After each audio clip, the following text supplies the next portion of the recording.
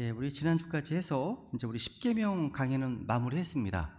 이제 오늘 출애굽기 20장 18절부터 이제 해서 이제 20장을 좀 끝내겠습니다. 좀 속도를 내겠습니다. 예, 오늘 이 본문의 내용은요, 10계명을 받은 이스라엘 백성들이 민족적으로 들은 하나님 말씀입니다.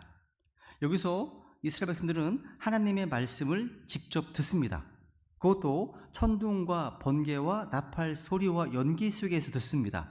한번 18절 볼까요? 18절부터 듣겠습니다. 온 백성이 천둥과 번개와 나팔 소리와 연기 나는 산을 보았으므로 그들이 그것을 볼 때 이동하여 멀리 서서. 여기 보시면 그들이 그것을 볼 때 이동하여 멀리 서서라는 말씀은요, 누가복음 18장에 보시면 자신의 죄를 깊이 깨달은 세리가 취했던 행동과 같습니다. 누가복음 18장 13절. 세리는 멀리 서서 감히 눈을 들어 하늘을 우러러보지도 못하고 다만 가슴을 치며 이르되 하나님이여 죄인인 내게 긍휼을 베푸소서 하니라. 여기 보시면요, 세리는요 바리새인과 달리 멀리 섰습니다. 또 감히 눈을 들어서 하늘을 우러러보지도 못했습니다. 한마디로 고개를 들 수가 없었다는 말이잖아요. 그죠? 세리는요 자신의 행위를 고백하고 시인하기 전에 자기 자신이 어떤 사람인지 자신을 먼저 시인하고 회개했습니다. 자기 자신에 대해서. 그죠?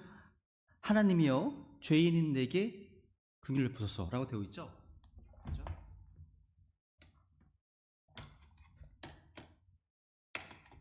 여기 보시면 하나님이여 죄인인 내게 긍휼을 베푸소서 라고 고백하고 있습니다. 이 앞에 나오는 바리새인 아시겠지만 바리새인은요 하나님의 긍휼하심을 필요로 하지 않았습니다. 근데 세리는요 하나님의 긍휼하심을 필요로 했고 그것을 원하고 구했습니다. 다르죠? 예수님은 죄인들을 불러 구원하러 오신 분이십니다. 의로운 사람들은 예수님을 필요로 하지 않습니다. 구원은 죄인들에게 필요한 거죠. 그죠? 죄인을 구원해 오셨기 때문에. 많은 사람들이요 사람이 악해, 사람은 죄인이야, 사람이 가장 악해, 이런 말은 다 쉽게 인정합니다. 그런데 자기 자신이 사악하다는 점은 인정을 하지 않습니다. 사람은 부정합니다, 더럽습니다, 다 인정해요. 근데 그 가운데 자신이야말로 가장 부정한 물건 같고 더러운 걸레 같다, 이 말씀은 외면합니다. 가을철 되면 이제 사람들이 산에 올라가서 버섯을 캡니다. 여러 가지 버섯을 캐러 올라가요. 산에 가서 가장 무서운 건 뱀이 아닙니다. 멧돼지가 아니에요. 사람입니다. 사람이 가장 무서워요. 사람 속에 가면 도망갑니다. 도망가는 거예요. 그죠?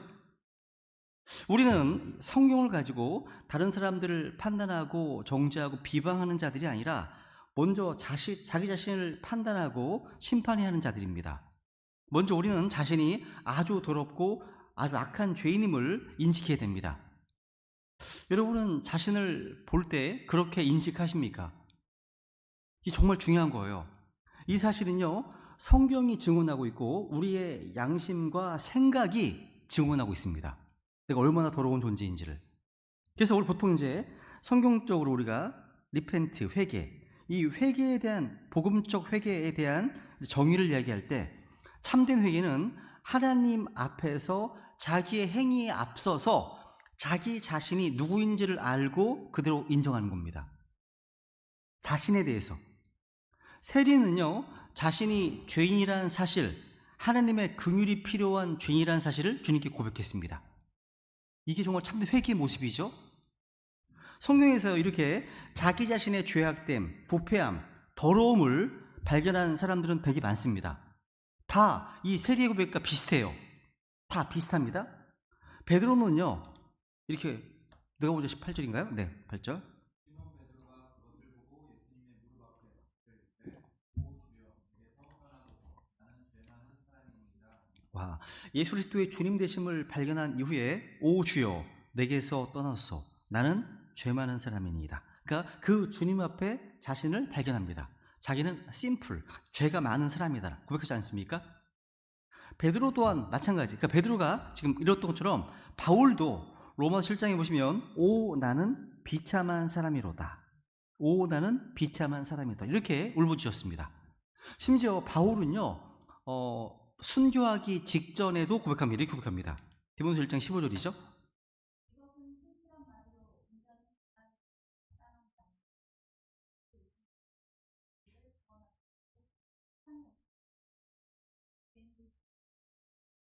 자, 이 말씀 보통 이제 우리가 이제 구원파에 계신 분들, 그러니까 지소선에서 나오신 분들이 죄인이야, 의인이야, 구원받았으면 넌 의인이야, 뭐 이렇게 얘기할 때 그걸 지적할 때 보여주는 구절 중에 하나죠. 그죠? 죄인들 중에 내가 우두머리니라라고 되어 있습니다. 바울은 지금요, 자기가 구원받기 전에 그랬다는 말이 아니에요. 아닙니다. 그죠? 현재 그러하다는 말입니다. 현재 시제 M입니다. M. 현재 그러하다는 얘기예요. 현재.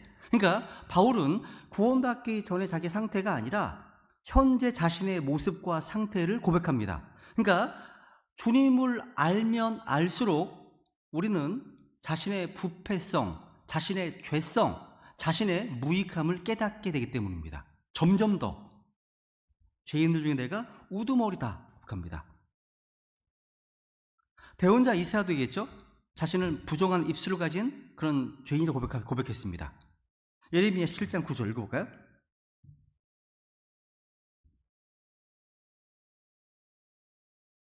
야, 이거 인정하시죠, 그죠? 이 마음이 모든 것보다 거짓답니다. 극도로 사악하답니다. 이 모든 것에는 배설물도 있습니다. 배설물도 있습니다.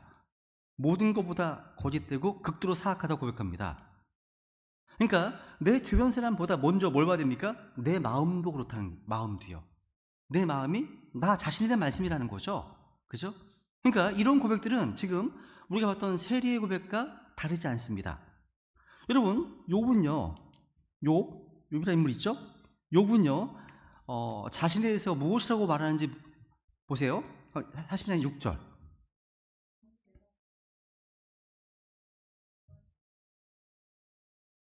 욥은 지금 내가 내 자신을 몹시 싫어합니다. 그리고 티끌과 죄 가운데 회개한다. 고백합니다. 욥은요, 스스로가 죄가 없다고 생각할 만큼 의로운 사람이었습니다. 주님께서 실제 인정하셨어요. 사탄에게 내 종 욥을 유의해 봤느냐? 말씀하시면서 욥의 그 인테그리티, 그 순전함을 칭찬하고 인정하셨습니다. 그런 욥이 이렇게 고백하는 거예요. 지금 자신을 몹시 싫어합니다. 여러분도 그러지 않으세요? 내 육신 덩어리, 부패성, 몹시 싫어하는 그런 경험하셨잖아요. 그죠? 이런 시인, 이런 자기 인정은요, 정신분석학자들은 이건 우울증 걸리게 만드는 거다. 뭐 이렇게 얘기를 합니다. 그게 아닙니다. 구원에 이르게 하는 참된 회개를 이룹니다. 그죠? 그래서 우리는 다른 사람들 신경 쓰지 말고 하나님 앞에서 내가 죄를 지었습니다라고 고백해야 됩니다. 그러니까 언제나 문제의 원인은 누굽니까? 나 자신이에요. 나 자신입니다.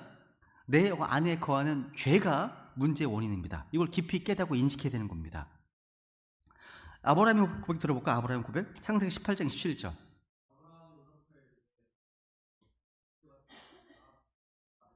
와, 믿음의 조상 아브라함도 고백합니다. 티끌과 재 같은 내가, 티끌과 재 같은 내가. 그러니까 우리는 하나님 앞에서 내가 깨끗하다, 의롭다, 선하다 감히 말할 수 없습니다. 구원받은 하나님의 은혜이고요. 구원받은 죄인일 뿐입니다. 그죠? 그래서 우리는 쇠리와 마찬가지로 더럽고 사악한 나를 인정하고 고백하는 삶, 하나님의 긍휼을 구할 뿐이라는 거죠. 이 얘기를 왜 드리냐면 지금 출애굽기 20장 말씀은요, 10계명을 받은 이스라엘 백성들이 반응한 거예요. 그러니까 이들은요, 세리처럼 하나님의 계명이 주어질 때 그 말씀 앞에 자신들이 이건 적합하지 않구나, 뭔가 걸리는 거예요. 그렇게 느낀 겁니다. 저 여러분도요, 한번 상상해 보세요. 내가 시내산에 있어. 같이 있는 거예요. 시내산에 있다고 상상해 보시라는 거죠. 하나님의 그 엄중한 말씀을 받고 있다고 상상해 보세요. 내 앞에 다른 신들 있게 하지 말지니라, 살인하지 말라, 간음하지 말라, 도둑질하지 말라, 탐내지 말라 등등 이런 말씀들이 지금 하고 있습니다. 더더욱 지금 어떤 상황 가운데서 이러한 말씀을 들었습니까?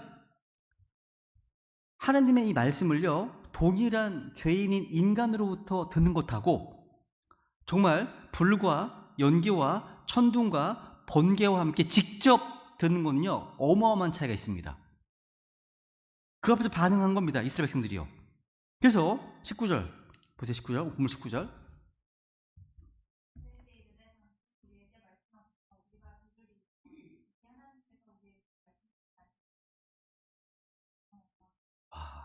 이게 정말 하나님을 두려워하는 겁니다, 지금. 이런 하나님의 두려움, 경외심이 우리에게 정말 필요한 거예요. 지금 이스라엘 백성은요, 누구라는 겁니까? 한마디로 중재자, 그러니까 중재자를 원하고 있습니다. 왜냐하면 자신들은 거룩하신 하나님과 함께 하기에는 적합하지 않기 때문에, 너무나 더럽기 때문에, 그걸 알기 때문입니다. 이건요, 올바른 반응이에요. 올바른 반응이었고요, 죄의식이 있는 거예요. 죄의식은 필요합니다. 죄의식은 맞는 거예요. 오늘날 프로이드의 정책 분석학 이론에 따르면 환자들에게는 아무런 잘못이 없다는 얘기예요. 환자 스스로에게는 아무 문제 없다고 생각하게 만듭니다.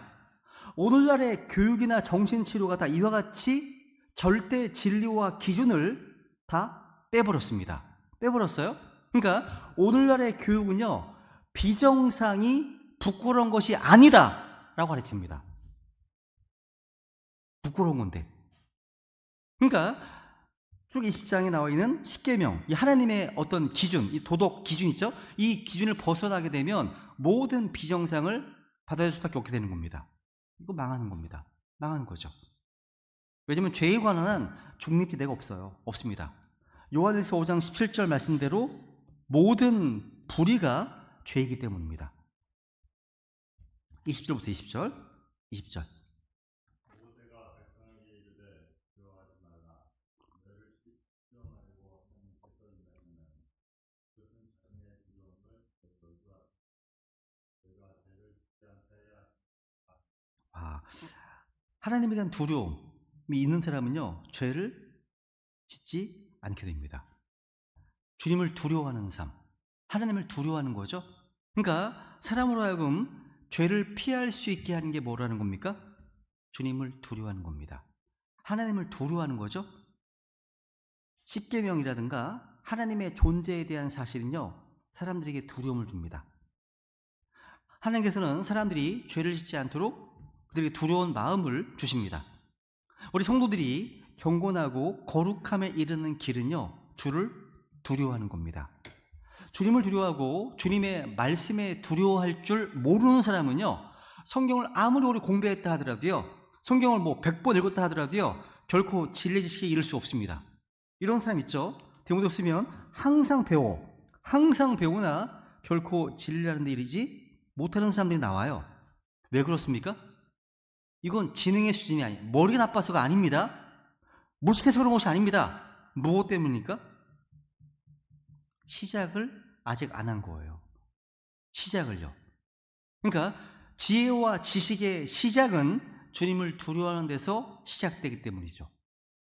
그래서 잠언 1장 7절.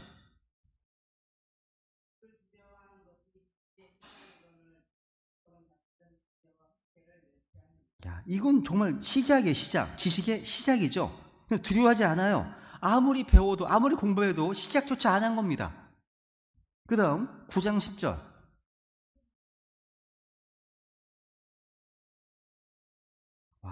주를 두려워하는 것은 지혜의 시작입니다. 지혜의 시작이네요. 그러니까 주님을 두려워하지 않으면 아무리 뭔가 열심히 배워도요, 영적인 지식, 진리의 지식, 하나님 아는 지식에 이를 수 없습니다. 그 사람이 아무리 성경 구절들을 잘 인용한다 하더라도, 달변이라고 할지라도, 말을 정말 잘한다고 할지라도 영적 지식과 지혜의 소유자는 아닌 겁니다. 주님을 두려워하지 않는다면.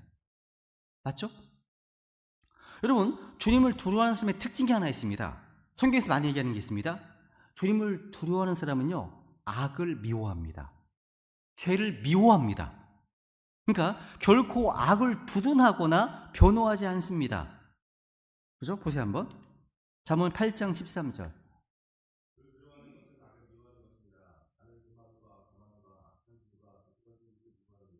정말 이 사람이 주님을 두려워하는 사람이라면요, 악을 미워합니다. 낙태를 미워합니다. 동성애를 미워합니다. 다 비워하는 거예요. 죄를 미워합니다. 주님을 두려워하는 사람들은요. 잠언 3장 7절 볼까요? 잠언 37절.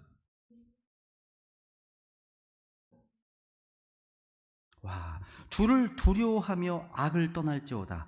왜 악을 못 떠납니까? 주님을 두려워하지 않기 때문입니다. 하나님의 불꽃 같은 날 보고 있습니다. 그 주님을 두려워하고 있다면 죄를 미워하고 떠나게 되었죠. 그러니까 주님을 두려워하지 않는 사람은 결코 악을 떠나지 못합니다. 근데 여러분, 구원받지 못한 죄인들의 특징이 무엇인지 아세요? 로마서 3장에 여러 가지로 표현되어 있죠. 그죠? 피 흘리는 데 빠르고 그 입에는 독사의 독이 있고 막 얘기하잖아요. 그 중에 한 가지 보편적 특징이 뭡니까?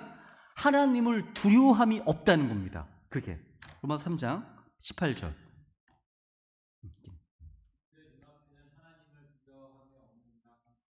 그렇습니다, 여러분. 악인들, 죄인들의 눈앞에는요, 하나님을 두려움이 없습니다. 그러니까 이 세상이 엉망진창 되어 가는 겁니다. 그죠? 그렇다면 구원받은 성도들에게는 언제나 주님을 두려워함이 있어야 됩니다. 우리에게는요. 만약에 여러분이 심지어 킹제임스 성경을 믿고 신약 교회에 출석한다 하더라도 교회를 다니고 있긴 하지만 하나님을 두려워하지 않는 성도라면 그 사람은 구원받지 못한 악인과 다를 바가 전혀 없는 성도라고 봐도 무방합니다. 똑같은 라이프 스타일이 될 겁니다. 그죠? 그렇다면 여러분은 주님을 두려워하고 계십니까? 주님의 불꽃 같은 운동자가 우리의 마음속 생각까지 다 살피고 계시고 우리의 마음의 동기와 계획과 영의 무게까지를 달아보시고 내가 행한 모든 것들을 다 기록하고 계시다는 사실을 의식하십니까? 정말 두려운 거죠. 그래서 우리는 주님을 두려워하고 주님의 말씀에 떠십시오. 떨어야 됩니다. 이사야 66장 2절 볼까요? 66장 2절. 그 모든 것들을 내 손이 만들었으므로 그 모든 것들이 존재해 왔느니라. 주가 말하노라. 오직 나는 이런 사람, 곧 가난하고 통회하는 영을 가진 자, 내 말에 떠는 자를 보살핀다. 와, 주님의 말씀에 뭐 하는 자요? 떠는 자 보살피니라. 옛날 조선시대에는 어명이요 한마디면 다 엎드렸지 않습니까? 그 왕들의 왕이신 하나님 말씀 앞에 떠는 자, 하나님께서 복을 주십니다. 은혜를 주신다는 거죠. 어떤 복을 줄까요? 무지하게 많습니다. 이건 다 나중에 어느 기회 되면 성경 공부 시간에 찾아볼게요. 여러분 개인적으로 이 피어라는 말을 찾아서 한번 공부해 보세요. 저는 한 두 가지만 얘기해 볼게요. 먼저 주님을 두려워하잖아요. 하나님께서 그 사람의 길을 인도하십니다. 자, 시편 25편 12절. 그를 두려워하는 자가 누구냐? 그분께서 친히 택하실 길로 그를 가르치시리로다. 와, 주님을 두려워하는 자는요, 친히 주님 택하실 길로 그를 가르치나 말씀하시죠? 그죠? 그러니까 주님을 두려워하지 않는 성도들이요, 아무리 철야기도 하고 뭐 기도 많이 하고 뭐 금식기도 하고 주의 인도하심 받겠다고 하지만 아무 소용 없습니다. 주님의 인도하심 받으려면 먼저 주님을 뭐를 해야 되는 거예요? 두려워하는 마음을 가지시라는 거죠. 그리고 주님을 두려워하면 사망의 올무들에서 벗어나게 됩니다. 그러니까 주님을 두려워함으로 인해서 생명의 길, 또 의의 길을 걷게 되기 때문에 복이죠. 그러니까 이런 주님을 두려움으로 얻게 되는 영적인 유익과 복들이 굉장히 많습니다. 찾아서 공부하시면 좋겠습니다. 21절, 이거 가겠습니다. 21절. 백성은 멀리 섰고 그새는 하나님께서 계시는 깊은 어둠으로 자, 이스라엘 백성은 멀리 서 있어요. 지금 하나님께로부터 멀리 지금 떨어져 있었죠? 이건 이제 모형론적으로 얘기를 하면 구원받지 못한 사람들의 모습이라고 할 수 있습니다. 그래서 에베소서 2장에 보시면 한때 멀리 떨어져 있던 너희가 이제는 그리스도 예수님 안에서 그리스도의 피로 가까워졌느니라 말씀하고 있죠. 한때 멀리 떨어져 있던 너희가 라고 되어 있습니다. 우리가 구원받기 위해서는요, 하나님의 은혜로 말미암아 그 은혜의 왕자 앞에 담대히 나아가야 됩니다. 근데 오직 우리는 예수 그리스도를 통해서만 주님께 나갈 수가 있죠. 히브리서 10장 19절.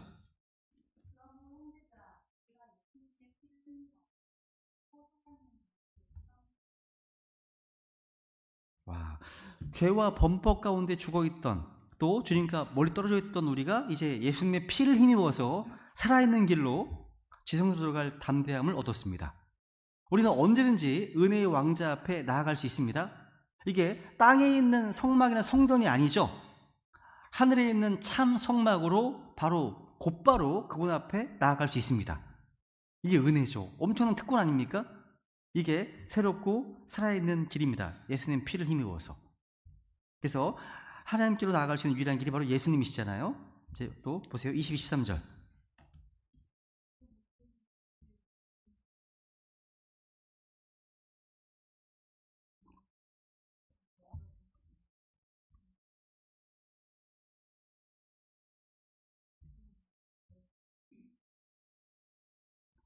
우선 D부터 볼게요. 너희는 나를 위해서 은으로 된 신들을 만들지 말며 또 너희를 위해서 금으로 된 신들을 만들지 말라라고 말씀하시네요. 하나님은 유일하신 분이십니다. 하나님 같은 분은 없으시죠, 그죠? 어디도 없습니다. 그래서 우상 숭배를 해서는 안 됩니다. 특히 금이나 은으로 신을 만들어서는 안 됩니다. 하지만 안타깝게도 대부분의 사람들은 금과 은으로 된 신, 또 만몬이라는 신을 섬기고 있습니다. 오늘날. 실제 지난주 일요일날 왔던 그 이정현 형제님이 가게 될 네팔이라는 곳에는요 33만 개의 신이 있습니다. 엄청 많습니다. 그러니까 복음을 전한다 하더라도요 그들에게는 예수님께서 하나의 신 정도, 하나의 길 정도, 하나의 어떤 또 다른 33만 개와 다른 또 하나의 신, 이렇게 인식할 우려가 있다는 거죠. 복음을 정확하게 전해줘야 돼요. 종교와 복음을 전해줘야 됩니다. 그죠? 그냥 뭐 기도한다고 되는 게 아니죠. 전혀 다르다는 거죠. 근데 주님께서는요 우상 숭배자들과 우상을 동일시합니다. 하나님께서요 이렇게 보신다는 거죠. 보세요. 시편 115편 4절.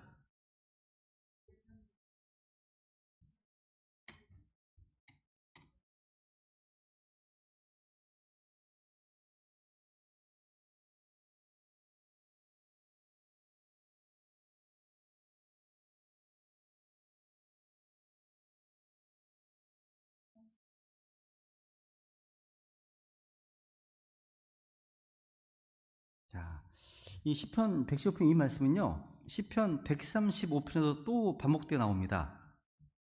이 말씀은 저 개인적으로요 저희 어머님이 구원받기 전에 저도 구원받은 지 얼마 안 됐을 때죠.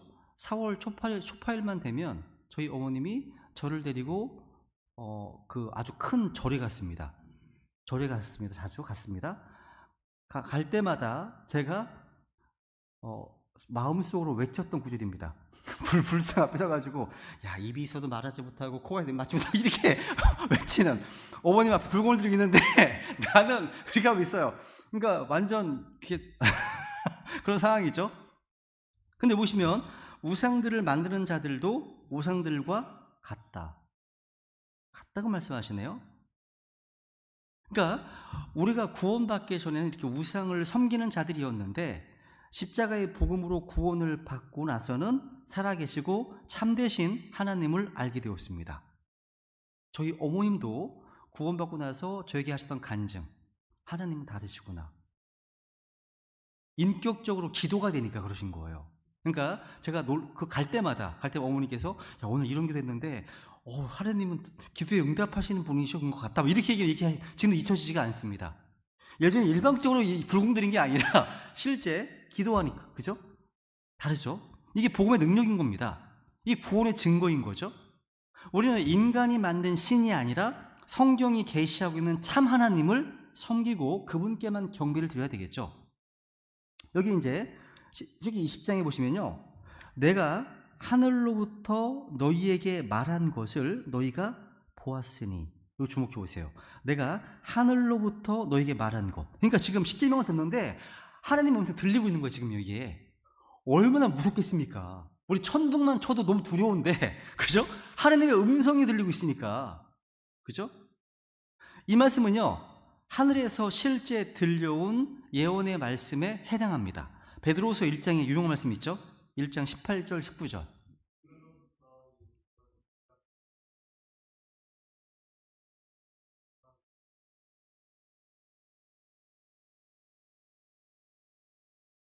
잠깐, 샛별이 똑바로 읽어. 너 똑바로 봐. 대현아, 말씀을 변개시키면 안 돼. 잘 읽어봐.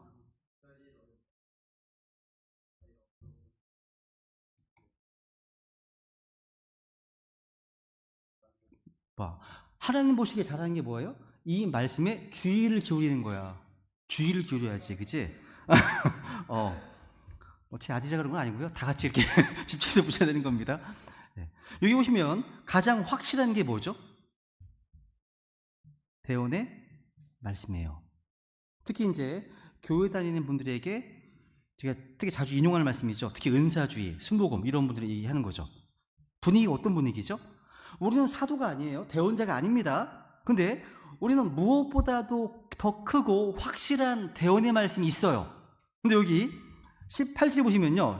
8절 보시면 어떤 내용이 앞에 어떤 내용이냐면 베드로와 야고보와 요한이 변형산에서 주님과 함께 하늘로부터 나오는 놀라운 음성을 들었습니다.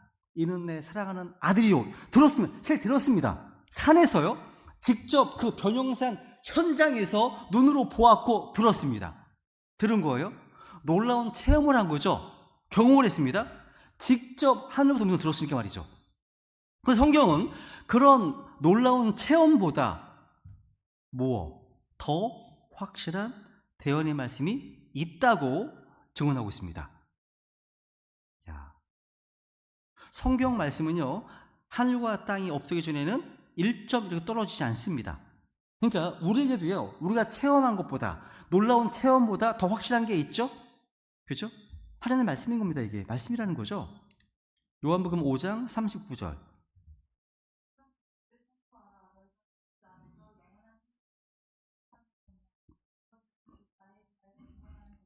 와, 46절.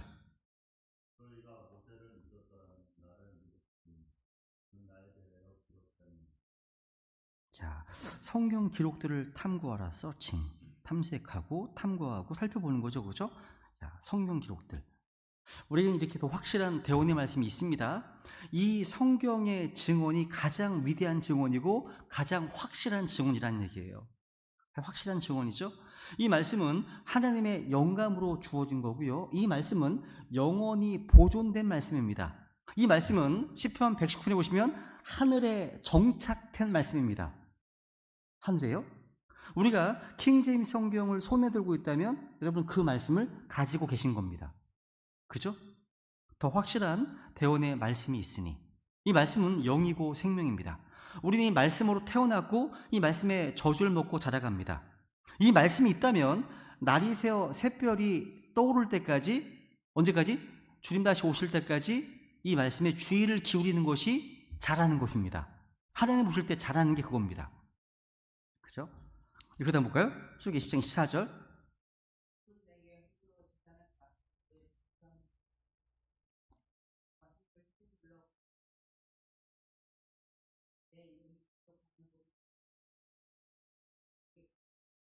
여기 보시면 너는 내게 흙으로 제단을 쌓고, 주목해 보세요. 흙으로 제단을 쌓고. 지금 출애굽기 20장은요 성막이 세워지기 전입니다. 성막은 출애굽기 25장부터 세워집니다. 그 전이에요. 그죠? 요 내용은요 주님께서 파라오게 하신 말씀을 성취하신 겁니다. 무슨 얘기냐면 출애굽기 5장 1절 보세요. 5장 1절.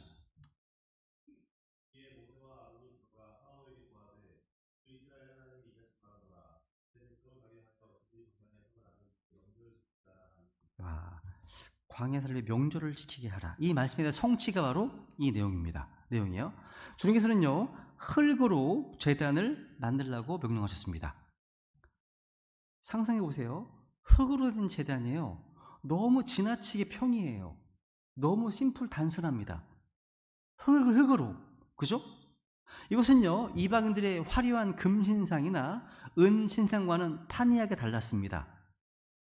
무슨 얘기입니까? 우리 하나님께서는요 금으로 우리 인간이 무언가를 만든다고 해서 감동받지 않으시는 분이십니다. 하나님께서는요, 주님께서는요 뭔가 음이 아니라 우리의 헌신을 원하십니다. 하나님께서는요 금이 아니라 우리의 마음을 원하십니다. 그죠? 주님께 우리는 뭘 드려야 됩니까? 마음을 드려야 돼요. 잠언 23장 26절에 보시면 26절.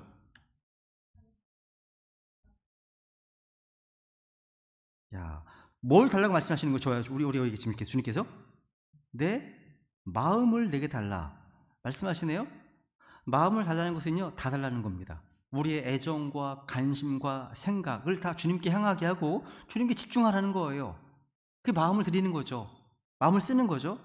우리가 기도할 때도 마음을 다해 주님께 구해야 됩니다. 회개를 할 때도 온 마음을 다해 회개해야 됩니다.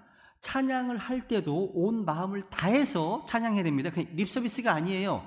그냥 흥얼거리는 게 아니라 온 마음을 다해서 가사에 집중하는 가운데, 주님께 집중하는 가운데 찬양해야 되겠죠?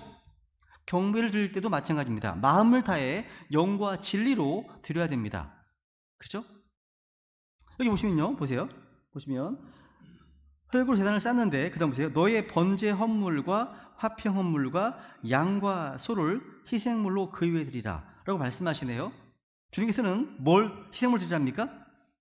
양과 소를 드리랍니다. 여러분, 동물은요 인간이 아니에요. 인정하세요? 동물은 인간이 아니에요. 이 얘기를 왜 드리냐면 제가 이제 얼마 전에 장례식장을 다녀왔는데요. 요즘 반려동물 장례 문화가 엄청 급속하게 성장하고 있습니다. 반려동물에 대한 장례식을 해요. 한번 가본 적 있으세요? 이게 지금은 반려동물을요 가족처럼 여기는 인식이 확산됐기 때문에요 수요가 엄청 증가하고 있습니다. 확산되고 있어요. 관심도요. 그래서 실제 반려동물 장례 업체가 있어요. 여기에는 그 반려동물 운구 서비스가 있고 장례식이 있고 화장을 포함한 소각 서비스를 제공하고 있어요. 실제요.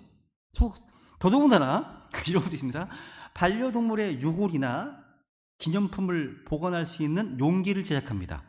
그리고 반려동물의 마지막 여정에 잘 디자인된 의류를 제작을 해서 반려동물을 위한 존엄과 예의를 표한답니다.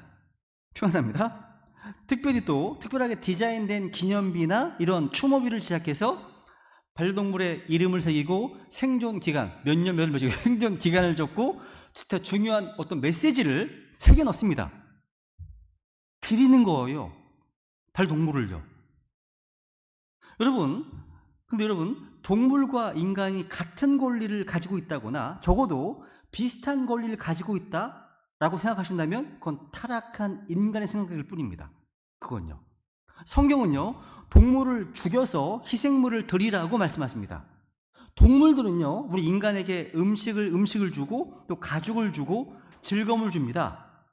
동물은요, 한마디로 인간을 위한 창조물입니다. 우리가 지배해야 될 대상이죠. 창세기 1장. 우리가 왕이니까. 그죠? 그러니까 누가 무슨 말을 하더라도요, 길고양이가 인간보다 우선시돼서는 안 됩니다. 길고양이 보면 너무 안타까워가지고 하다가 노숙자한테는 막 이런 상황들 많이 보지 않습니까? 마치 이런 거예요. 아내나 남편 또 아이들에게 말하는 것보다 애완묘에게 더 다정하게 말한다면 텐더. 이거 크게 잘못된 거 아닙니까? 이거 진짜? 우리야 뭐 양이야 뭐 잘못된 거 이거 진짜. 그리고 이 동물 사업이 엄청납니다. 액수가 엄청나요. 여러분 혹시 주님의 사역에 드리는 돈보다 애완동물에게 더 많은 비용을 드린다? 이건 대단히 잘못된 거라는 거죠. 이게 현실. 마지막 때의 모습이라는 거죠. 어떻게 이렇게까지 봤나 몰라요. 근데 어쨌거나 여기 지금 이런 것들 희생물 드리라고 말씀하십니다. 이 희생물은요, 이스라엘 백성들에게 주신 주님의 요구사항이었죠. 교회에 실제 이런 걸 희생물 드리라고 하시지 않으셨죠? 교회는 뭘 드리죠? 영적 희생물을 드려야 되겠죠. 영적 희생물. 우리의 시간과 마음과 힘과 어떤 생각을 다해서 자기의 재능과 사랑을 드려야 됩니다. 주님께. 성경은요, 신명기 4장 29절에 보시면 네 마음을 다해서 하나님을 찾으라 말씀하십니다. 신명기 6장 5절에 보시면 내 마음을 다해서 하나님을 사랑하라. 신명기 10장 12절에 보시면 내 마음을 다해서 주님을 섬기라. 신명기 26장 16절에 보시면 내 마음을 다해서 법을 지키라. 신명기에는요, 마음을 다하는 말이 되게 많이 나와요. 신명기 30장에 보시면 내 마음을 다해 주님의 음성에 순종하라. 핵심이 뭐죠? 핵심? 언제나 내 마음이에요. 마음입니다. 우리는 온전한 마음 또 순수한 마음으로 주님을 믿고 섬겨야 됩니다. 한번 우리의 마음이 지금 현재 어디에 있는지, 뭐에 있는지 한번 좀 체크해 보세요. 내가 좋아하는 거, 나의 관심, 나의 애정사항, 이게 어디에 있는지 보면 우리 마음을 금방 체크할 수 있습니다. 마음이 어디로 기울어져 있는지. 저는 과거에 구원받고 나서 한동안 마음이 탁구에 있었어요. 잠을 자도 탁구대가 보이고 막 걸어가면 탁구 영상을 보고 막 이런 데 있었거든요. 지금은 이제 뭐 컨트롤 되는데 어차피 그때는 너무 되게 탁구의 마음을 빼앗겼던 때가 있었거든요. 마찬가지. 여러분들 뭔가에 빼앗길 수 있어요. 그죠?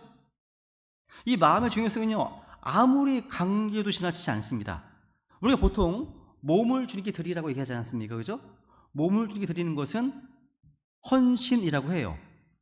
마음을 주님께 드리는 것은 애정입니다. 애정이에요, 애정. 우리는 하나님께요, 우리의 몸과 마음을 내어드리면 주님께서 복을 우리에게 주십니다. 그죠? 25절부터 25절, 20장 25절.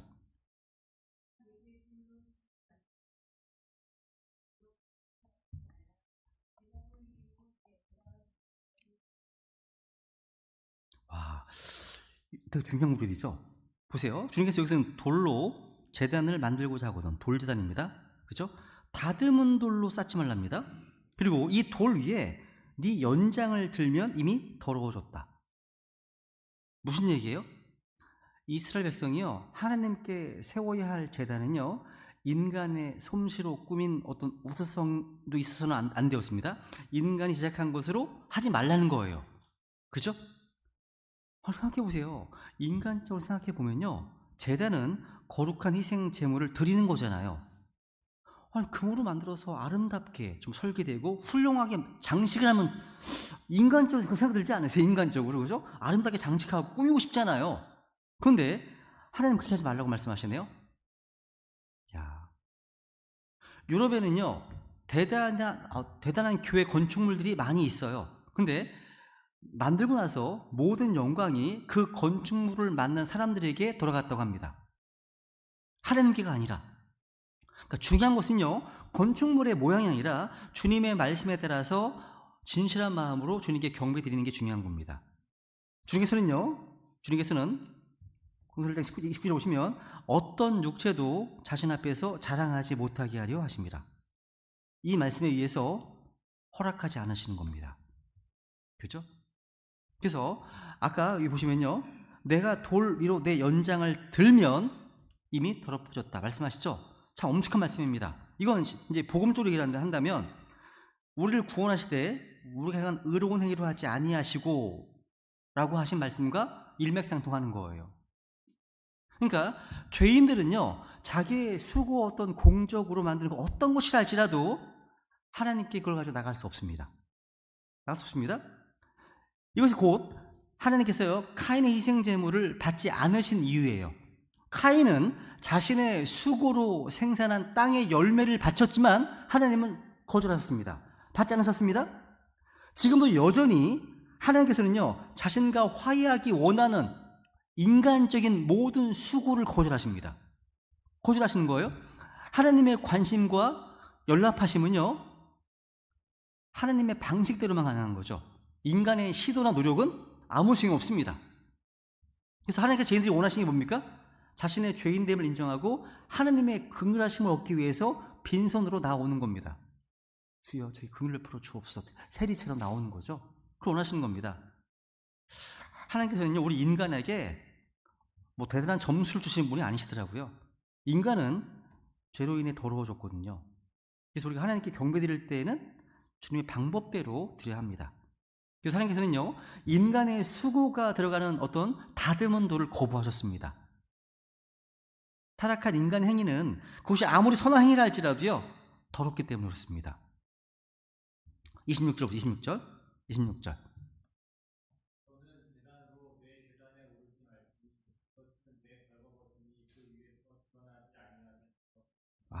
계단으로 내 제단에 오르지 말라 말씀하시네요. 이건 원칙상 앞구절과 동일합니다.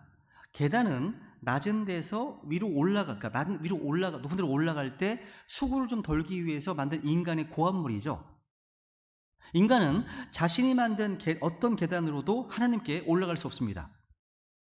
그 사실을 아시는 하나님께서 우리 인간이 하나님께 다가올 수 있게 하시려고 자신의 아들을 죄인이 있는 곳으로 내려보내셨죠, 오히려. 그죠? 하나님께서 내려오신 계단이 빌립보서 2장에 잘 기록되어 있습니다. 이건 다 같이 마지막 구절 다시 같이 읽어볼까요 한번? 예, 시작. 그분은 하나님의 형체로 계심으로 하나님과 동등함을 강탈로 여기지 아니하셨으나 스스로 무명한 자가 되사 자기 위에 종의 형체를 취하시고 사람들의 모습이 되셨으며 사람의 모양으로 나타나사 자기를 낮추시고 죽기까지 순종하셨으니 곧 십자가의 죽음이라. 와, 스스로 무명한 자가 되사.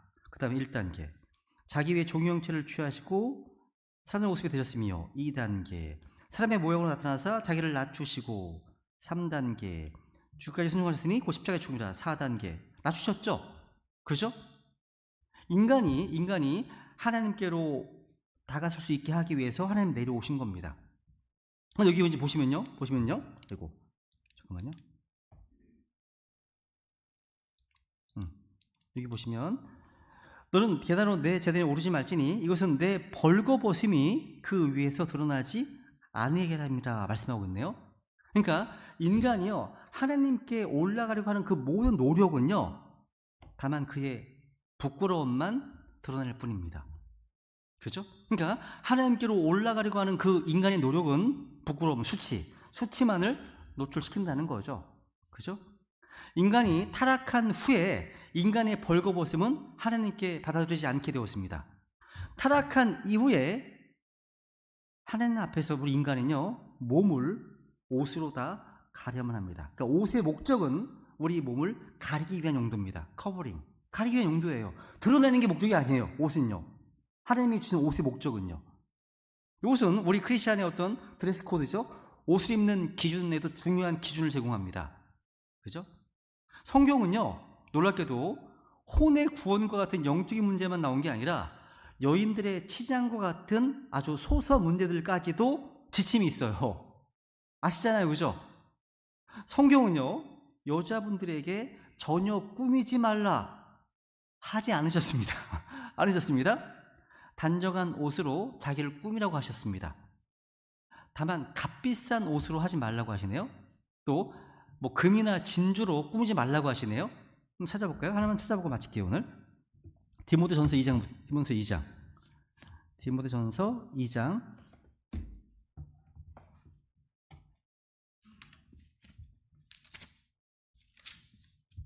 디모데전서 2장 9절 10절 디모데전서 2장 9절 10절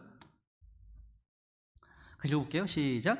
또한 이런 식으로 여자들도 단정한 옷으로 자기를 꾸미되 얌전하게 맑은 정신으로 하고 장식한 머리나 금이나 진주나 값비싼 옷으로 하지 말며 오히려 하나님을 따른다고 고백하는 여자들에게 합당한 선한 행위로 하기를 원하노라 라고 되어 있네요. 야, 여기 보면 이 꾸민다는 것 핵심이 뭐예요? 외모가 아니에요. 내면입니다. 그죠? 그러니까 구원만 성도라면 자기의 내면을 꾸미고 단장하는 데 집중해야 되겠죠. 그죠? 보면 이제 9절에 보면 얌전하게 맑은 정신으로 하고 라고 되어 있죠. 그죠? 그리고 뒤에 보시면 하나님을 따른다고 고백하는 여자들이 합당한 선한 행위로 하기를 원한다고 되어 있죠. 이런 걸로 꾸미라고 하시는 거죠. 그러니까 내면을 꾸미고 단장하는 일은요 겉모습을 꾸미는 거에 비해서 돈이 많이 안 듭니다. 그죠? 시간이 많이 들지 않습니다. 사람들은 우리의 외모를 보는 것 같지만요 몇 분만 지나잖아요, 1시간만 지나잖아요, 그 사람이 어떤 성품, 어떤 부류의 사람인지를 판단합니다. 진짜 중요한 거는 우리의 그 속사람이죠. 내면인 거라는 거죠. 그죠? 부끄러움. 네. 예, 오늘은 여기까지만 하겠습니다. 우리 이 시간 자신의 기도 제목들을 주님께 쏟아 기도하는 시간을 이제 갖고 수요 집회 마무리하겠습니다. 기도하시겠습니다.